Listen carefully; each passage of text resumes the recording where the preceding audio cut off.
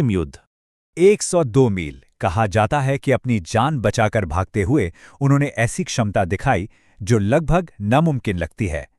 अपने गोद लिए बेटे को कमर से बांधकर लगातार घुड़सवारी करके उन्होंने सिर्फ एक रात में 102 मील का लंबा सफर तय किया और कल्पी पहुंची। ये बिल्कुल रोंगटे खड़े कर देने वाला किस्सा है जो उनके अद्भुत दृढ़ निश्चय को दिखाता है।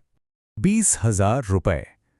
उस दौर में 20,000 रुपए ब्रिटिश गवर्नर जनरल समझ चुके थे कि ये रानी अब सिर्फ एक छोटी मोटी विद्रोही नहीं बल्कि साम्राज्य के लिए एक बहुत बड़ा भू राजनीतिक खतरा बन चुकी हैं।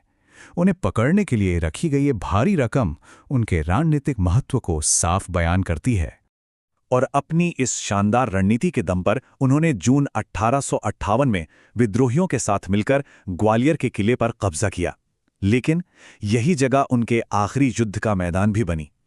ब्रिटिश 8th हसार्स की टुकड़ी के खिलाफ भयंकर लड़ाई लड़ते हुए इस योद्धा रानी में रणभूमि में अपने प्राण त्याग दिए।